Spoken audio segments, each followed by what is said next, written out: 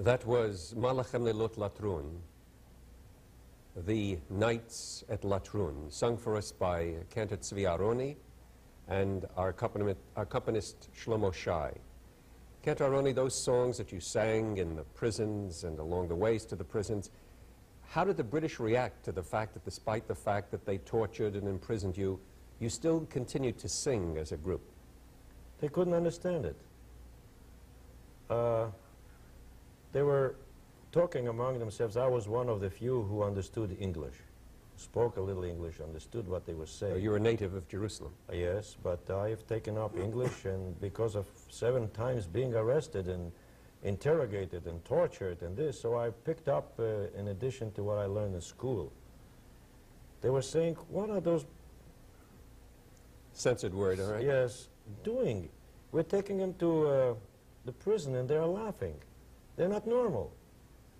And I remember an occasion when I was taken to Akko prison.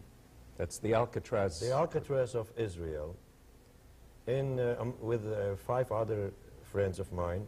We were chained, the hands and the feet were chained. We were sitting in a closed bus or truck.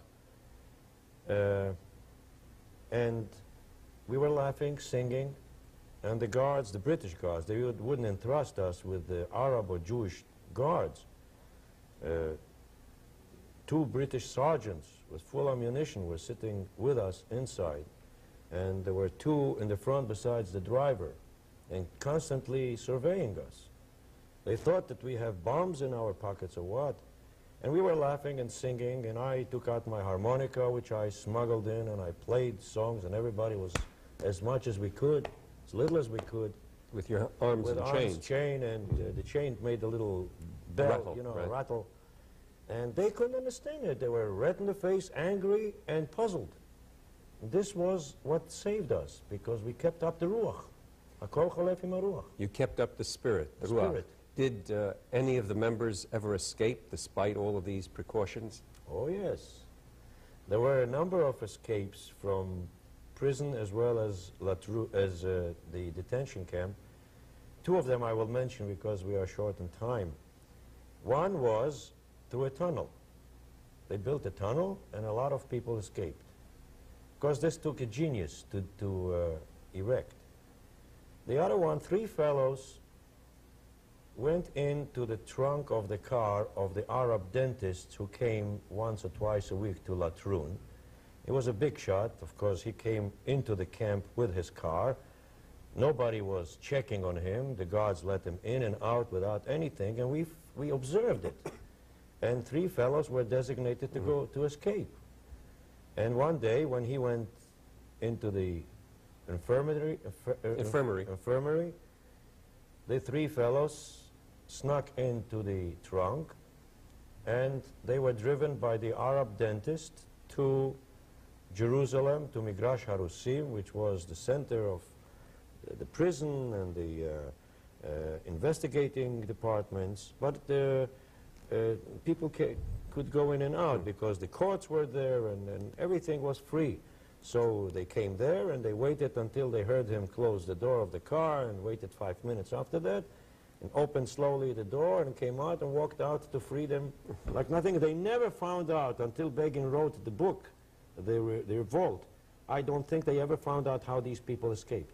Now, Begin was not the one who organized the Irgun. No. That was Raziel. Raziel, and this was, of course, back, as you said, in the early 30s.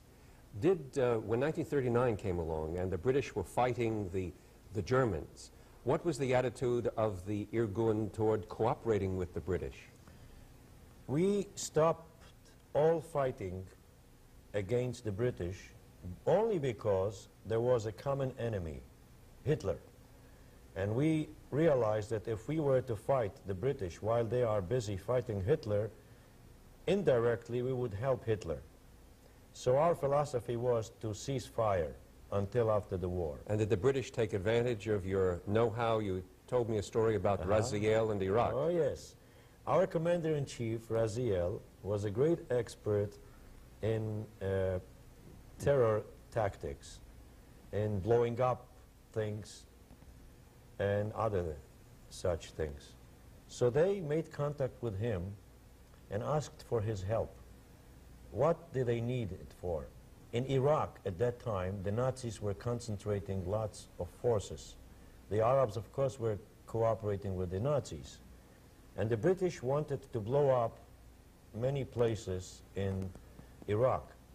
They turned to their former enemy, Raziel, to help them to blow up. Raziel agreed because, again, the common enemy, Right. and he took with him a group of experts, and they went to Iraq. They did their job and were coming back in a convoy of the British Army.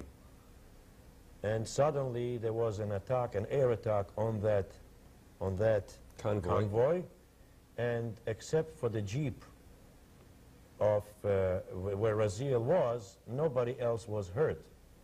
And one of the people who escaped and came back to Palestine said that these were British airplanes who wiped out their enemy, Raziel, after he has done for them a favor.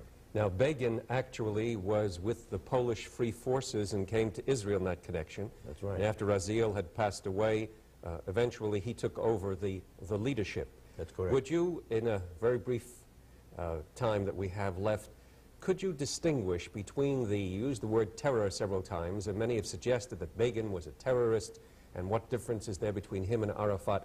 Could you distinguish between the kind of terrorism that is characterized by the PLO and Habash and so on, and that which was practiced by Begin and the Irgun? The tactics of the PLO are to kill people, especially the weak ones. They can shoot old people, old age homes, children's homes, hospitals, and snipe. Marketplaces. Simply marketplaces, simply to kill, bloodshed. Begin was not allowing to kill personalities. We were hitting centers of the military, headquarters like King David or other places. We were fighting a political war, not a bloodshed war. I remember that some of the British officers in the investigation department were doing more than they should have done according to their duties. They were haters of Jews. And us, we, the soldiers and the lower commanders, were demanding that we should be given permission to kill them. They were the enemy. We understood if they did their job, it was a job. A soldier is a soldier. But they did more than that. They tortured, they harassed us, they harassed our families. women, our wives, and our daughters, and they were doing all kinds of the horrible things to us. And Begin was insisting that unless there was a trial where we could prove that those people were doing more than they were told to do, he would not allow them to be killed. And from my recollection, I don't believe that there were more than 2 cases where he allowed us to kill the enemy. So this then is a very basic distinction, even though the word terrorism is used in such general ways. And I suppose then it's an interesting quirk of history that Menachem Begin should have been the one to win the Nobel Peace Prize. And it will be, we hope, through his leadership of the people of Israel, that peace will at last be made with Egypt and hopefully with some of our other neighbors to carry out the aims that he originally had, which were positive, building, constructive, and not at all negative or destructive, as so many contemporary terrorists practice it. We're so glad the Cantor Zvi ARONI were able to be with us today and tell us this wonderful and relatively little-known story about the group that was led by the man who is today the Prime Minister of Israel, and to sing for us these Shirei Machteret, which you composed in the prisons of Latrun and Akko. Shalom v'toda rabah.